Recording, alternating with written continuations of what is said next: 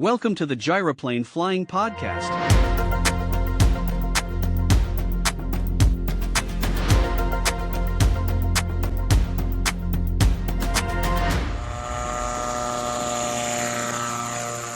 Hey everybody, we'd like to welcome you to Gyroplane Flying. This is Joe Cavelli with Air Command and Skywheels, and it's great to have Nathan Wagner with us. Nathan, welcome to the program. This is awesome. Yeah, thanks for having me, Joe. Really glad to be here. Sure, and we're glad you're here. Nathan's a certified flight instructor, and just thinking through things here with the new year and kicking off 2026. We get a lot of questions about where do I get training. I'd have to say the top two questions we get is one, how much does your product cost? And two, where do I get training? And it's great to know people are thinking like that because training obviously is a really important part of gyroplane flying. Nathan is a flight instructor and owner with Magni Gyroplane in Sauk Prairie, Wisconsin. I had the pleasure to go fly with Nathan last fall, and it was an absolute treat. Enjoyed every second of it. And I know you'll probably share a few stories to make me laugh. So yeah, we did have a blast, Joe. I think that was, we got you rated, right? We got you going. That's right. And that's what it's all about. Somehow, some way, you have to get started. And once you figure out how to get started, just let it happen. So this podcast is coming to you live. And if you'd like to send us a message, please do so. We have the chat box open. And you don't have to use last names or anything like that. But let us know you're out there. If you have a question, we'll definitely try and answer it the best that we can. We'd like to keep the topic on instruction and flying gyroplanes, that type of thing. And we'll probably go 30 minutes or so. We'll see how things go here. But we do have a lot that we want to cover. And we have some video that we'd like to share with you that Nathan's provided from their YouTube channel. So let's kick this off. So that's kind of where we're at. Let's start with maybe our first question, Nathan. We've got some questions that we did ahead of time. And so we'll just start there. And if you, again, want to send us a chat, feel free to do so. So how does somebody get started with gyroplanes and finding an instructor? Again, that's one of the big questions that we get. You know, if people are watching this video and they've made it this far, they've already expressed interest in it in some level where they probably watched a bunch of YouTube videos. There's a lot of stuff online. That's usually where a lot of people start. I get people coming to me saying, we've watched all these different videos. But then the next step is you can sit there and watch videos all day long, but you've got to get your butt in the seat and take a flight. That for me was the game changer. I grew up flying airplanes. I got my license when I was like 19 years old. But then I just let it dwindle and not really fly a whole lot. And I wasn't in love with flying airplanes. I enjoy it.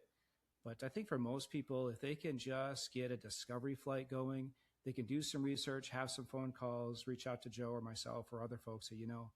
But you've got to get, I think you just got to take a flight. And in about an hour or so, or even in half an hour, you'll know if this is something you love or don't love, or a chance to really take controls as well and see if you can operate them. I think that'd be the first place I'd recommend for sure. Yeah, I think that's a great idea because we have a lot of people that contact us saying, hey, I saw this video. I watched it on YouTube, got really excited. You can tell when people are excited.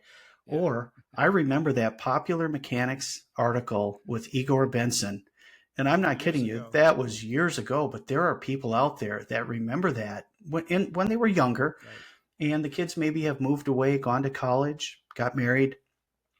They retired. I hear that quite a bit. And hey, gyroplane flying is for me now. I want to do it. So that's really good. What questions should I ask as a potential new student or somebody maybe that wants to do transition training? I fly fixed wing airplanes. I hear gyroplane flying is fun.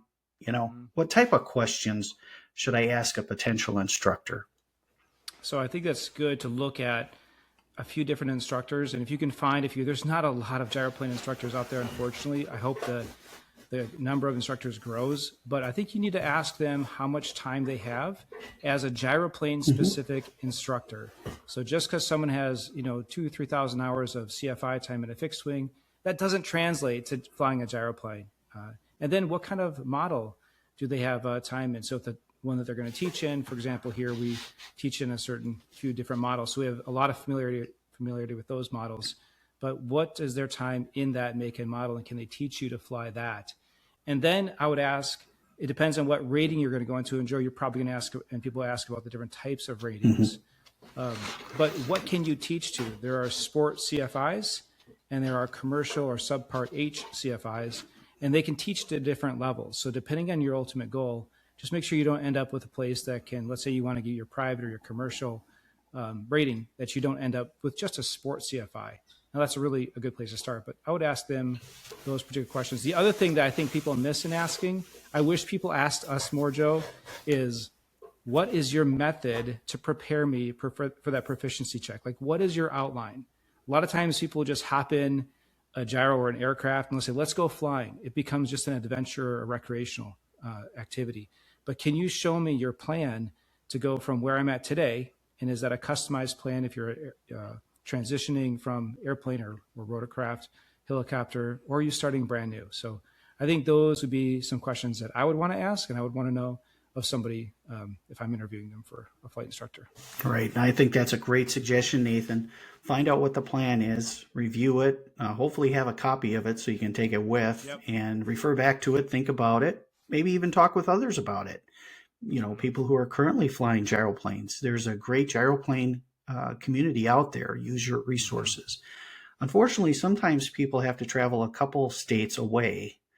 It's not uncommon to, be in the hunt for a gyroplane instructor, but they might be 3 or 4 states away. So that can be a challenge too. And you alluded to a few things with certification levels. For example, sport pilot, private pilot, commercial pilot, things like that. There's different certification levels. Maybe we should just touch on the different certification levels, since there probably are people that are going to listen to this that are new to it, may not have an idea of what the different levels are. Of course, they can refer to the FAA website for any breakouts and details, but do you mind going through a few of them with us? Yep, it'll make it easy for them. So the primary introduction to most folks in a gyroplane is the sport rating. The sport rating historically was defined around day VFR, or not in the clouds, of course. But now it's been expanded, as you probably touch on later, Joe, is the Mosaic has modernized, that legislation has modernized the ability for people to fly. And so they can fly at night now with a sport rating, so long as they have a certain medical. There are some different caveats we got to watch out for. But now you can fly, for example, a gyroplane with a fixed or a constant speed propeller or a variable pitch propeller. You could have 2 engines on your gyroplane. It's not limited to the number of engines, or a turbine engine. Anyway, it opens up this thing. But in realistic today's standards, the sport pilot rating is the minimum that you're going to want to get. It's not what we call an ultralight. At least the ones that your group and my group are not ultralight gyroplanes. So you do need a rating. So a sport rating is a minimum of 20 hours if you're not a pilot already. It's a minimum of 20 hours. 15 of those are dual instruction, and 5 are solo hours. And then it's just a matter of proficiency beyond that. There's some different caveats in the middle of that in terms of how you have to progress through that and what kind of training you get. And then you could go on top of that to get a private rating. So you don't have to check the box for sport. You could go straight to private, but private would be the next step up. In the gyroplane world, the limitations on sport rating and private rating and what you can do with a private rating are not that many more things, except you can carry more than 1 passenger. And there are not that many brands out there that can realistically take 3 people. There might be 1 out there. Anyway, that is one of the limitations of sport rating. So if you want to fly a 4 or 5, I don't know if there's not really a 5-person or 4-person gyroplane at the moment, to my knowledge, but that would be one of the things. Then you can step up into commercial. You can be a flight instructor. And then if you become a sport pilot, so let's stick with that path for a second, you can move in from there straight into the sport pilot CFI path. So you can build a bunch of hours. You can have I think it's about 125 hours, and you can become a sport CFI if you'd like to go that path as well.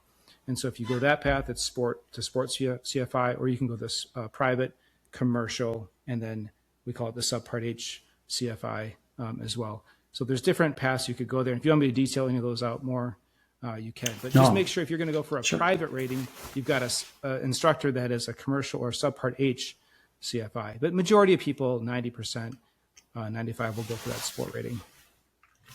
Now, you mentioned with sport that it's 20 hours of flying.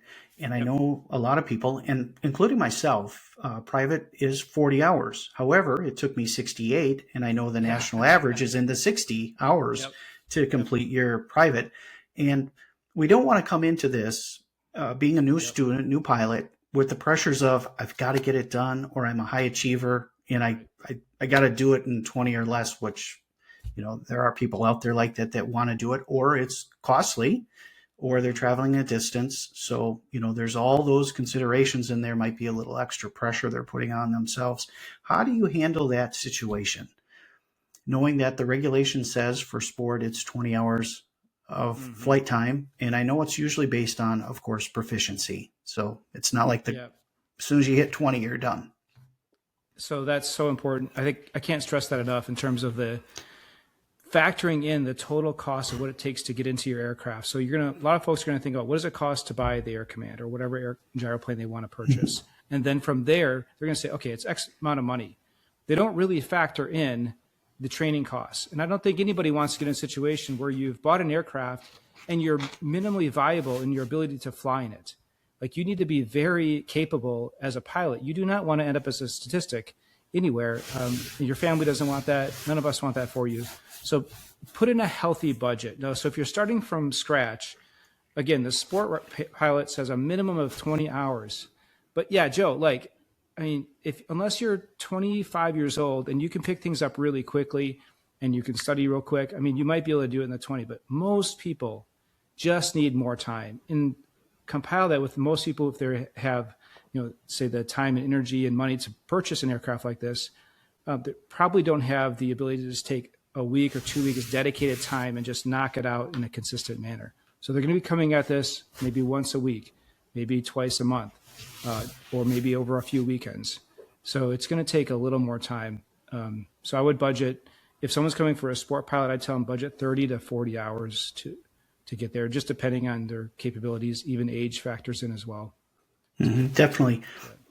And there's other considerations too, not only distance and travel and things like that, but you have to have the right weather to do your training in. And if it's a rain out, it's a rain out, and you may lose a day. So all those things are important to consider and to definitely communicate with your instructor. Let's look at the chat.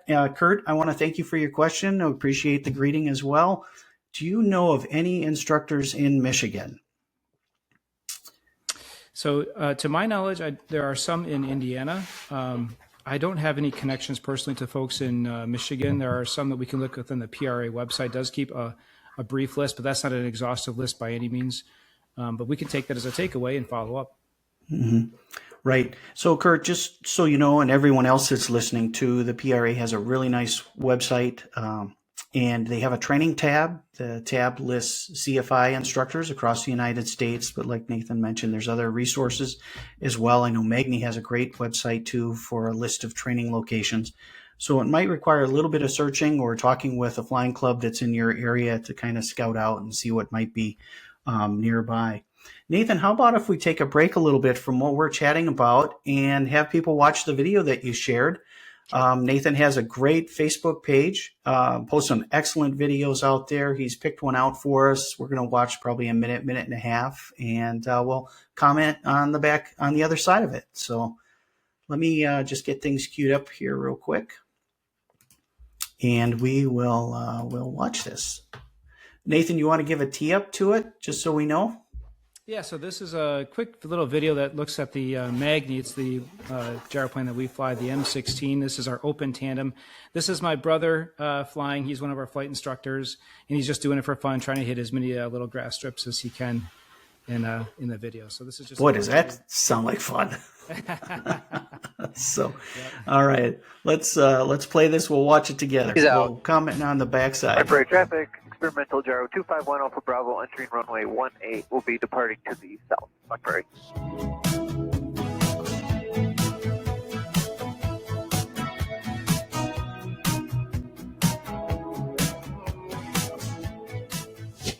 All right, we'll go over here. We'll hit Shorty.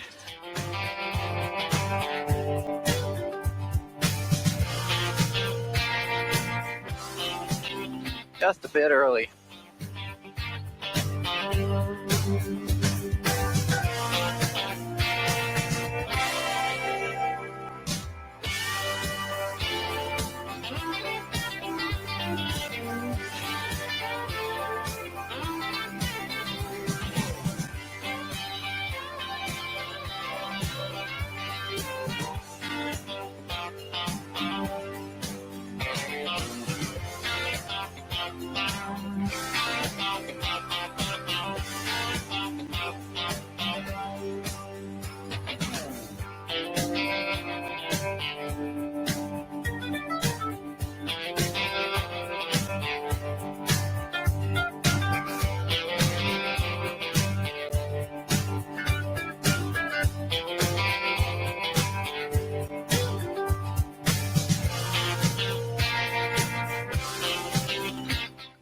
So this one, we've got that wind coming from the east, so there might not be a great day to do some of that like hammerheads on this one.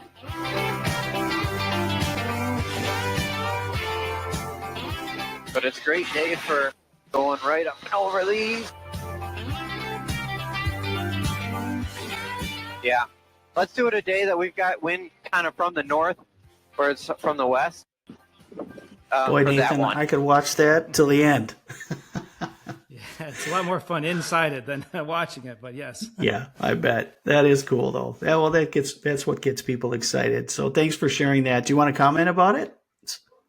Well, some of the interesting things that you're seeing in that video there is, there's very little movement of the stick with a gyroplane. You have to really, if you're a fixed wing pilot already coming into this, you're used to maybe bigger movements with your stick. And this is just such, at least in mini gyroplanes, just some smaller movements to manage the stick. So these big turns, first of all, you're not going to have, as you all probably know from this channel, the risk of stalling it out. So he's making these tight turns close to the ground, but it's not at risk for that. But even the stick movements are quite small, and you have to be a little bit more surgical.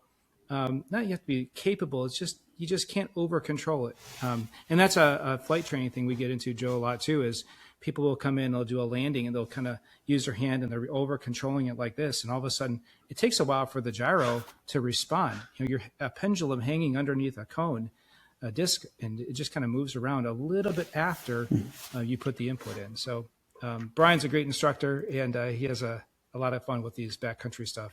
So yeah, it was great. Well, please share your Facebook page. Where can people see more of the videos? Yeah, we'll definitely put those in. We can link them in the comments as well. But just search Backcountry Gyro on Facebook, Instagram, or YouTube. Okay, sounds great. Thanks for sharing that video with us, Nathan. I see that Pete had a recommendation, just backing up a little bit on our conversation with pilot certification.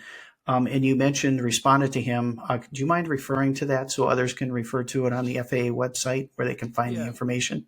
So Pete's question was about where you can find, or just look at the Federal Aviation Regulations, the FARs, that spell out what requirements there are for a knowledge test. You need a written test. Are you doing an add-on and don't need a written test, let's say, or what are the aeronautical experience, as we call it, or the flight hours? So there's a bunch of different pieces to that, and you can look for private, sport, student, commercial, and CFI levels. No one loves, well, very few people love reading the FARs, but it does spell it out there if you take time to read through it. Right. Great suggestion. Thank you very much. Let's talk about somebody that looks to teach themselves. We hear this ever so often. I get calls at Air Command, somebody saying, I'm doing crow hops. I'm trying to do it myself. And unfortunately, it does happen out there. Statistics are not on your side. Loss of control, those types of things could creep in. I've had people tell me they were teaching themselves or got a couple lessons and then got behind the power curve when they were doing some practicing, and unfortunately had events. And fortunately, no loss of life, but it's a risk. And so I think our discussion is about instruction. And so that's what we would always suggest for the betterment of the sport, to keep the sport safe. Nobody wants to be a statistic. So what would you tell somebody who comes in and says, well, I might teach myself? Yeah, this is the end of the conversation. I mean, don't do it. I mean, please listen to this. It's not for money's sake. It's for you doing a great job. I think what people hear about gyroplanes, and we'll say it in one sentence, and we'll say it in another sentence, a completely different thing, although it seems completely different. We'll say it's easy to fly a gyroplane. It doesn't stall. You're minimizing the risks. They're very safe. These are all true things. The risk comes in, what we found, on takeoff and landing. You have to learn to manage the rotor, and people typically don't know how to manage a rotor. It's not that complicated, but there's some key things with auto rotation and how to get a gyroplane in auto. It's straightforward. You keep the stick back, you put the power forward, and the air comes through it. But if you sit there and say, well, I'm going to teach myself because my grandfather did it or somebody did on the internet, you're actually asking for a lot of problems. And most of the accidents, if you'll see, it's a rollover on takeoff. They'll take off behind the power curve, and they just won't have enough airspeed over the tail, and they'll twist one way or the other. Or they'll bounce, they'll come in crooked, they'll bounce and roll it over. Fortunately, most of the time, those kinds of accidents are not fatal. There was just one that happened about a week ago. Someone had a rollover. He had blade flapping and had a rollover on takeoff. He was doing touch and goes and let the rotor decay too far down, and it was not rigid. It wasn't coned up. It was droopy. And this gentleman, unfortunately, applied power when he had low rotor RPM, and he flipped it. He walked away, but it was totaled. The aircraft was totaled, unfortunately. So you just got to get the training, spend the time and the money. You'll might be much happier, you'll be much more capable. Your family will trust you. It's well worth it. Yeah, absolutely. And that's what we want to encourage people to do. I do get a lot of inquiries to see if Air Command sells an ultralight, that would meet the ultralight classification, 254 pounds or less. We do not. It is experimental, but we still encourage you if you're still flying an ultralight, and yes, you don't need training with a true ultralight. However, we still encourage training. You have to get it, make it a part of your budget so it's not a surprise. That's what we would suggest. Just plan appropriately. Another question is, do I need insurance as a student pilot? That really depends on who the group is you're working with. Typically, for example, our groups, we don't require students have insurance. We have our aircraft covered with insurance. So that's covered for us. But there may be some folks who would like you to get a student pilot insurance to cover the aircraft you're flying. And you can get that. There's not a lot of options out there, but there are a few options to get student insurance. But that's more important if you're looking to have aircraft ownership, if you want to get liability or hull coverage as well. Right. So somebody's made this investment. They've done their lessons. They've built their proficiency. They're really near the end. And now you're, as an instructor, prepping them to take their check ride. And maybe for us just to back up, for those that aren't familiar with some aviation terminology here, what is a check ride and how do you prepare somebody for it? So let's take that one step further and define check ride versus proficiency check. So if you're an already rated pilot and you're looking to add on, as we call it, a sport pilot rating, then you simply fly with one, call it simply, you fly with one instructor or several instructors, and you have one of them will give you a sign off saying you're proficient. So you look at all the flight requirements within that Part 61, and we have a list of them, of course, all the things you have to be able to do very proficiently. And then one instructor, say myself or another, will say, this person is proficient. We've flown with them, say, however many hours, 15 hours. They're proficient. They are doing this consistently. We'll sign it off. We'll send that to a second instructor, whether we have multiple on staff, but you might have to find another one if you just have one locally to where you're at. And that person will do a proficiency check. That second CFI, then they do. If you pass that with them, it's not a check ride officially from the FAA in terms of a net new pilot. You're adding on a rating. So that second CFI will sign your logbook, fill out some paperwork with the FAA, and you'll actually get the Sport Pilot Gyro add-on for your pilot certificate. So that's a proficiency check. That does not require a written test if you're already a pilot. It's just the proficiency check. Now, if you're doing it for the first time, you'll go through this minimum 20 hours as we were talking about, and then someone like myself would say, I'm going to recommend you for a check ride. A check ride is with designated pilot examiner, a DPE, and that person goes through much more in-depth processes because this is your first time. And those are folks that we can find a list of Gyroplane DPEs that can then give a check ride. It's usually about a half day to a 3/4 of a day experience to get that check ride done. Very good. We have about 5 minutes left, Nathan, and if you do have a question, you're listening to the live version, want to send a question, please feel free to do that over the chat. But is there something you want to make sure we hit on with the time that we have left?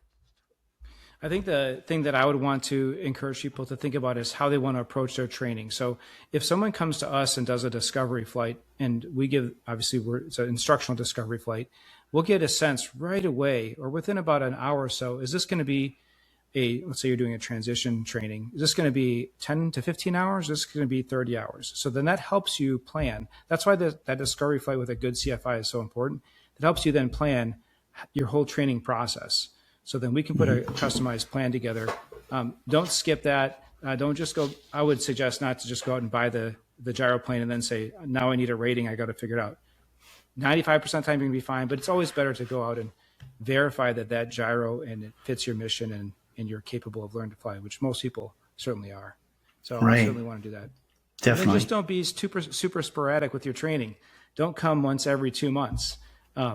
Once a week or multiple times a week is best if you can, or several days in a row. Mm-hmm. Yeah, to compress it, just to build on your previous lesson. And that's what I've always heard too. Just be very consistent in your training. I want to do this. We've had side by side with us here chatting, but I want to see, Nathan, if I can. Oh, there we go. I want to show your gyroplanes in the background because I know you position them. So we have a few minutes left. Share with us what you do and where you're at, and what those shiny things are in the background, because that's not a fake image. No, yeah.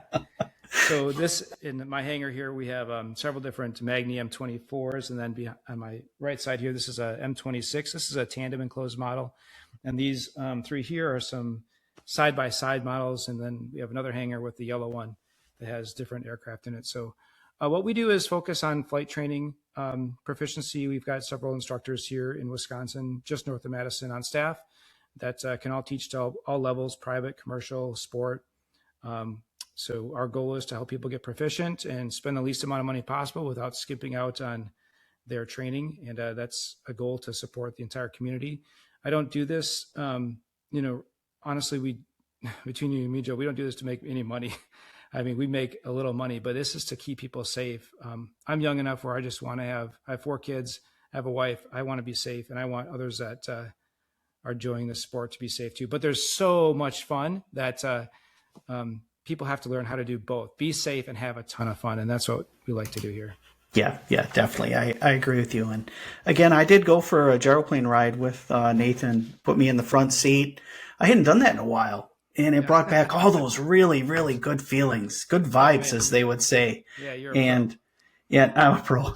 And so we're going to do more of that here in 2026. And so that's why I thought, this is a timely conversation. Let's talk about what our plans are for this year. So we really appreciate those listening to our podcast tonight. And Nathan, let's talk about this again sometime. And if you have a question, let's tackle it. Bruce, let's see, from somebody, we're getting a few of them here now. Great job, Nathan. Thank you. Now, Joe. Hey, we appreciate the comments. We appreciate that, Pete. Bruce, let me read yours real quick. From somebody considering a side-by-side touring gyro, do you have comments and experience regarding Magni M20 or Magni 24 versus Cavalon? So go ahead. Yeah, versus the Argon. I've flown all of them, actually. And so there's certain models that when I was exploring this for myself for the first time, just for fun, just for ownership, I didn't want to get into this initially to be a flight instructor, but here I am. I got into this because I really loved it. I had a lot of fun with it. I tested them out. I would say those 3 that you mentioned, the side-by-side, the Cavalon, the Argon, and the Magni, those are basically your only 3 options in the U.S. currently. The Argon being not as available in terms of support, but the Autogyro and the Magni being much more available. I like the handling of the Magni better. That's why we have a bunch of them here and we train in them. They're great trainers. They're very sturdy, very stable aircraft. They're also a lot of fun. And we do a lot of backcountry. They're designed for the backcountry. So for me, that's what we do. You talk about touring and going places. I would say they're pretty comparable in terms of their abilities to carry luggage. And although the Argon is going to have a little more space overall, depending on what model you get, the 914 model would have the 115 horsepower. I would probably recommend going to a 915 on any side-by-side model if you can, or the 916 if you're doing a Rotax. I know, for example, Joe, you guys are working with a different engine group, but that would be my recommendations. I have a lot of other ones, but those are my initial ones. To just go test them out. Right, great comments and true, very true statement. If you're interested in a particular gyroplane, go test it out. See, go to a trade show or something, and see what it's all about. Nathan Wagner, certified flight instructor with Magni Gyroflight in Sauk Prairie, Wisconsin. Thank you so much for sharing your time. Greatly appreciate it. I want to answer Pete's question real quick. He said, when can one of your single seaters, meaning an Air Command? I'm sure you're saying, when's it going to be available? Here's the latest information. So we did get the wiring harness for the Polaris engine, which we're really excited about. That was about 8 months of work to get that done. So that came in back in October, November, And we have the engine. We have the new engine from Polaris, so we are ready to go. We're meeting with our machinist on Thursday to pick up the final probably 25 parts. We'll get those anodized. We'll get things installed here over the next few weeks. And our plan is to start flying that in March, April, most likely April. But that's our plan. I pick up the new instrument panel. We had all the fiberglass done, so we pick up the new instrument panel here next week, and we can get that installed as everything starts to come together. So it's feeling a lot like Christmas, if we could use that as a saying. A lot of good things coming together. So we're just getting ready to start flying once the weather changes a little bit and get in the air in April. That's what's on our radar. So Nathan, thank you so much for joining us. This is a great discussion. To all of you that listened this evening, thank you very much. It'll be available for playback on YouTube and other channels. You can surely check us out on any previous podcast at gyroplaneflying.com, gyroplaneflying.com. Thank you very much.